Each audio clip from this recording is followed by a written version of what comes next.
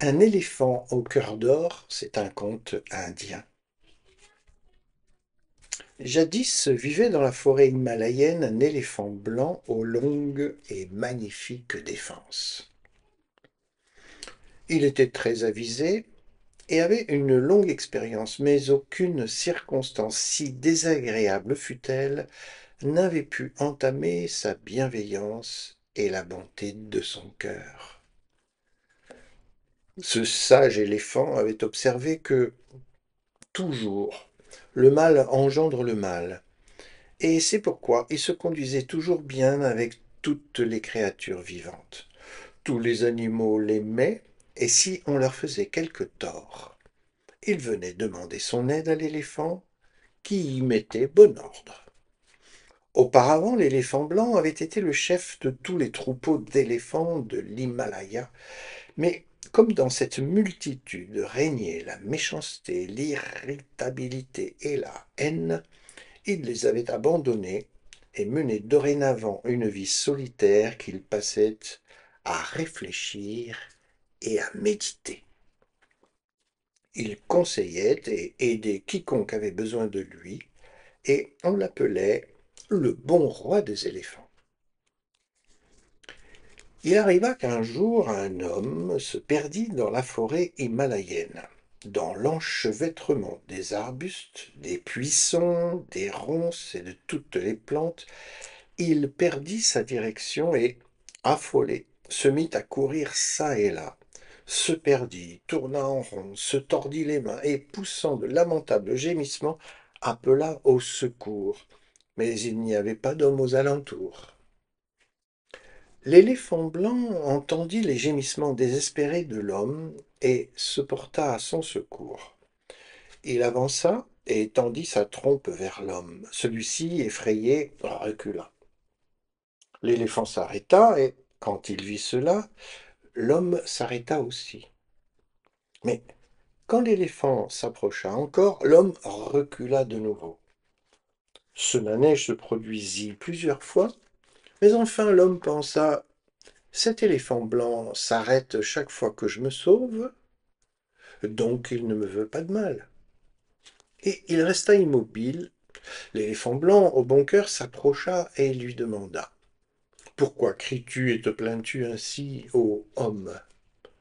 Je me suis égaré dans cette forêt, répondit l'homme, et j'ai peur d'y périr.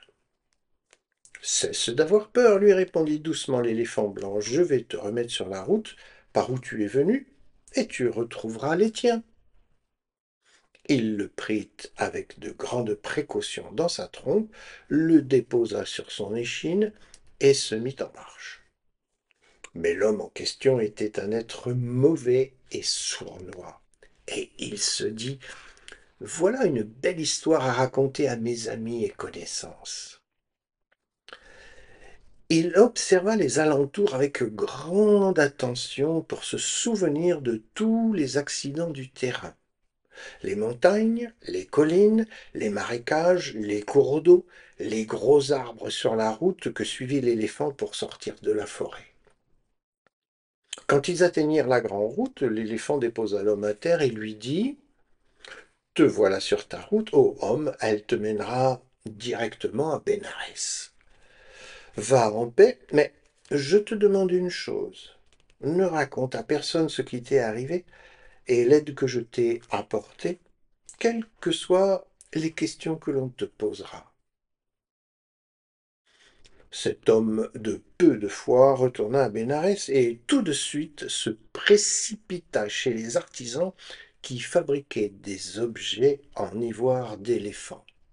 Et il leur demanda: combien, maître, me donneriez-vous des défenses d'un éléphant vivant? Tu me demandes? S'écria le plus ancien. Les défenses d'éléphants vivants valent beaucoup plus que les défenses d'éléphants morts.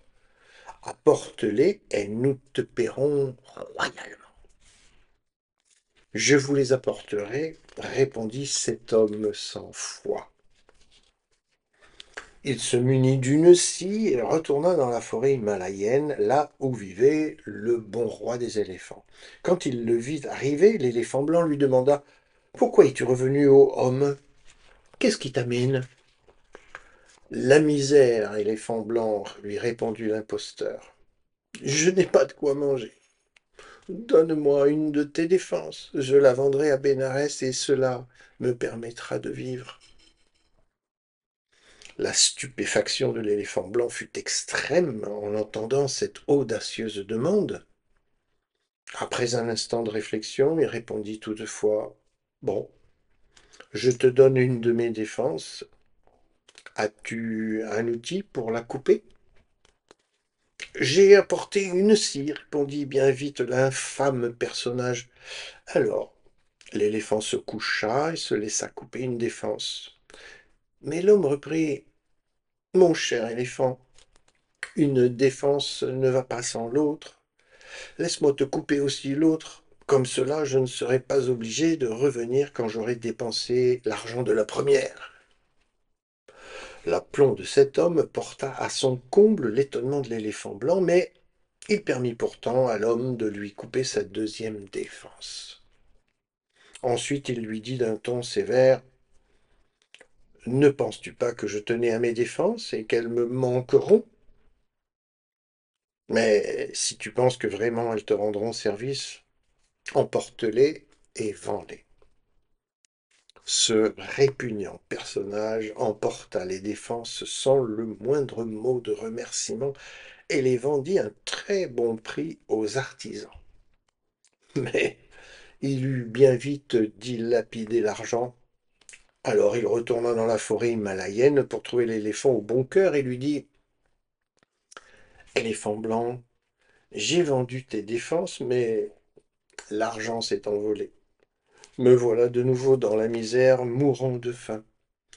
Donne-moi les restes de tes défenses, que je les vende aussi. L'éléphant blanc les lui donna, se disant que puisqu'il avait donné les défenses, il pourrait bien donner les restes. Notre homme donc les lui coupa et s'enfuit. Bien sûr, encore une fois, l'argent ne fut pas long à disparaître, et le cupide personnage reprit pour la troisième fois le chemin de la forêt himalayenne. Sans embâge, il déclara à l'éléphant blanc: Tu m'as donné tes défenses, tu m'as donné le reste. Eh bien, maintenant, donne-moi les racines, que j'aille aussi les vendre. L'éléphant au bon cœur convint que si les restes allaient avec les défenses, les racines aussi en faisaient partie.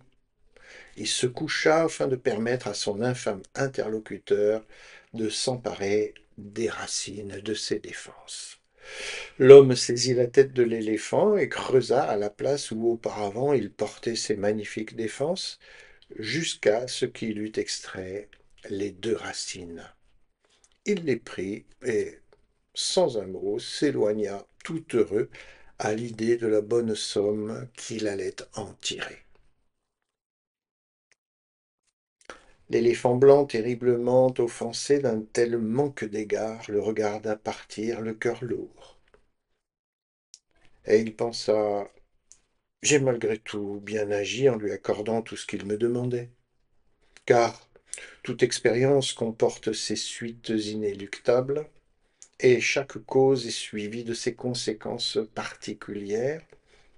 Chacun cueille lui-même les fruits de ses agissements. La terre, notre mère, qui supporte le poids de toutes les montagnes et de toutes les mers, qui supporte le grouillement et les allées et venues de toutes les créatures vivantes, qui résiste à tous les orages, à tous les ouragans, à tous les déluges, ne supporta pas le poids de la méchanceté, de l'impudence et de l'ingratitude de ce répugnant misérable. Elle s'effondra sous ses pas et précipita son infâme dépouille dans le feu qui brûle en son centre. Les paysans écoutaient, retenant leur souffle. Le conteur errant prit son guitare et joua un petit air, puis il chanta: Un conte toujours et fallacieux y gîte un grain de vérité, mensonge ou vérité, tous les deux. c'est à toi de les retrouver. Et il entama un autre récit.